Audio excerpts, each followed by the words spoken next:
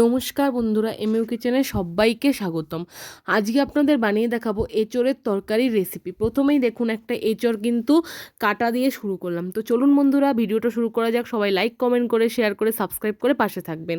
দেখুন বন্ধুরা, বাজার থেকে দুটো কচকচে সবুজ এঁচোড় কিনে নিয়ে এসেছি। ঠিক আছে, আপনাদের দেখিয়ে দিচ্ছি প্রথমেই ভালো মতো। কে কে এঁচোড়ের তরকারি খেতে ভালোবাসেন অবশ্যই কিন্তু কমেন্ট বক্সে জানাতে একদমই ভুলবেন না। দেখুন কত সুন্দর লাগছে না দেখতে এঁচোড়গুলো। প্রথমেই কিন্তু এই দেখুন, আমি এই বটির মধ্যে সর্ষের তেল লাগিয়ে নিয়েছিলাম, তারপর কিন্তু এঁচোড়টা কাটছি। ঠিক আছে, এই দেখুন কত সুন্দর লাগছে না দেখতে এঁচোড়গুলো। আর বন্ধুরা, তরকারিটা খেতেও কিন্তু খুব সুস্বাদু হয়েছিল। এই দেখুন ভালো মতো কিন্তু চারফালি করে নিচ্ছি। এই যে এবারে জলের মধ্যে ডুবিয়ে দিচ্ছি যাতে আঠাগুলো ছেড়ে যায় এঁচোড়ের থেকে। ঠিক আছে, এই দেখুন সবগুলো কিন্তু কাটা কমপ্লিট হয়ে যাবে এক্ষুনি। আপনাদেরকে আরেকবার দেখিয়ে দিচ্ছি ভালো মতো। এই দেখুন দ্বিতীয়টার মধ্যেও কত আঠা। ঠিক আছে, এই যে দেখুন সবগুলো কিন্তু জলের মধ্যে ডুবিয়ে নিয়েছি। এরপর কিন্তু কলপারে নিয়ে যে ভালো মতো এঁচোড়ের আঠাগুলো কিন্তু ধুয়ে নেব। এই দেখুন জল দিয়ে কিন্তু ভালো মতো ধুয়ে নিচ্ছি। আপনাদেরকে কিন্তু দেখিয়ে দিলাম সরাসরি। আপনারাও কিন্তু একইভাবে কিন্তু সবগুলো এঁচোড় কেটে তারপর কিন্তু জলের মধ্যে ধুয়ে নেবেন, তাহলে দেখবেন আঠাটা কিন্তু একটু কমে যাবে আর কি ওপর থেকে। ঠিক আছে, এই দেখুন ভালো মতো কিন্তু সুন্দর করে সমান সমান পিস করে কিন্তু কেটে নিচ্ছি। এই যে আপনাদের দেখাচ্ছি কত সুন্দর লাগছে না দেখতে, একদম কচকচে সবুজ এঁচোড়। বন্ধুরা, আপনারা অবশ্যই কমেন্ট করবেন এঁচোড়ের তরকারি খেতে ভালোবাসেন নাকি পাকলে কাঁঠাল খেতে ভালোবাসেন, অবশ্যই কমেন্ট বক্সে জানাতে একদমই ভুলবেন না। এই দেখুন পুরো এঁচোড়টা কেটে তারপর কিন্তু আপনাদের দেখাচ্ছি। এই দেখুন সম্পূর্ণ এঁচোড়টা কিন্তু কাটা কমপ্লিট হয়ে গেছে। আপনাদের দেখিয়ে দিচ্ছি, একদম পুরো সবগুলো কিন্তু একই সাইজের কেটেছি।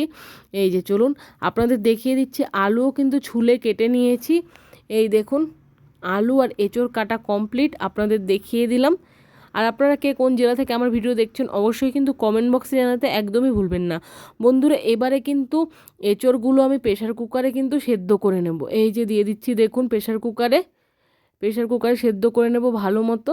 যতক্ষণ সেদ্ধ না হয় ততক্ষণ কিন্তু নামাবো না। ঠিক আছে, এই দেখুন দিয়ে দিয়েছি এঁচোড়গুলো এই প্রেশার কুকারটা। এবারে পরিমাণ মতো জল দিয়ে দিচ্ছি, পরিমাণ মতো কিন্তু এই যে নুন দিয়ে দিলাম, আবার জল দিয়ে দিচ্ছি পরিমাণ মতো।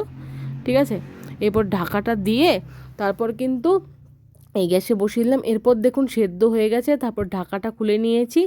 আপনাদের দেখিয়ে দিচ্ছি, এই দেখুন একটা গামলার মধ্যে কিন্তু নামিয়ে নিয়েছি, গামলা নয় ঝুড়ির মধ্যে নামিয়েছি স্টিলের। ঠিক আছে, আমি ভয়েস ওভার দিতে দিতে আপনাদেরকে বলছি। আর বন্ধুরা, এই দেখুন কী কী মশলা বাটবো এঁচোড়ের তরকারির জন্য। গোটা জিরে, তারপর কয়েকটা এই এলাচ একটুখানি ফাটিয়ে দিলাম, তার মধ্যে দিয়ে দিচ্ছি রসুন আর গোটা শুকনো লঙ্কা। ঠিক আছে, এই দেখুন দিয়ে দিয়েছি। আর এর মধ্যে দিয়ে দিব দারচিনি, এই যে দিয়ে দিয়েছি। এবারে কিন্তু পরিমাণ মতো জল দিয়ে ঢাকাটা লাগিয়ে কিছুক্ষণ রেখে দেবো, তারপর বাটবো। তাহলে মশলাগুলো ভিজবে আর বাটার সময় কিন্তু খুব সুন্দর পেস্ট হয়ে যাবে। এই দেখুন কিছুক্ষণ ভিজিয়ে মশলাটা বাটা কমপ্লিট হয়ে গেছে, আপনাদের দেখাই। এবারে চলুন বন্ধুরা, প্রথমেই কিন্তু কড়াইতে তেল গরম করে নিয়েছি।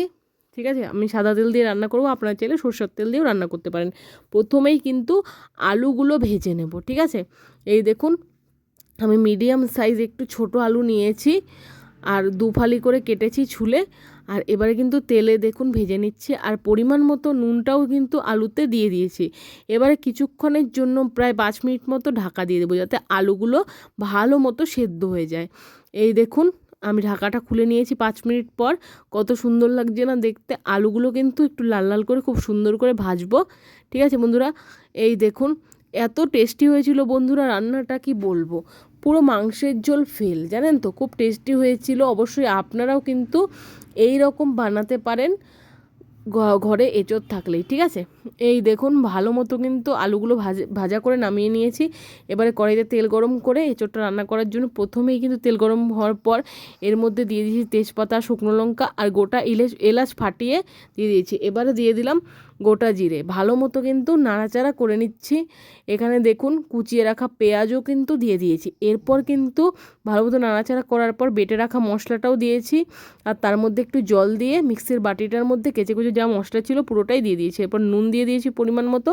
এরপর ভালো মতো মশলাটার নাড়াচাড়া করে একটু এর মধ্যে হলুদও দিয়ে দিয়েছি। আপনারা চাইলে লঙ্কার গুঁড়ো দিতে পারেন, যেহেতু আমি শুকনো লঙ্কা বাটাও ইউজ করেছি আর গোটাও দিয়েছি তার জন্য কিন্তু দিইনি।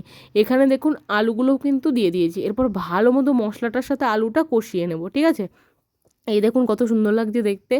আর সামান্য পরিমাণ জল দিয়ে আরও ভালো মতো কিন্তু নাড়াচাড়া করে নেব। বন্ধুরা, আপনাদের ভয়েস ওভারে বলতে বলতে আমারও কিন্তু লোভ লেগে যাচ্ছে দেখে, কত সুন্দর হয়েছে না দেখতে। দেখুন ভালো মতো নাড়াচাড়া করে নিচ্ছি। এরপর সেদ্ধ করে রাখা এঁচড়গুলোও দিয়ে দেবো। আর বন্ধুরা, এঁচড়টাও খুব সুন্দর কিন্তু সেদ্ধ হয়েছে।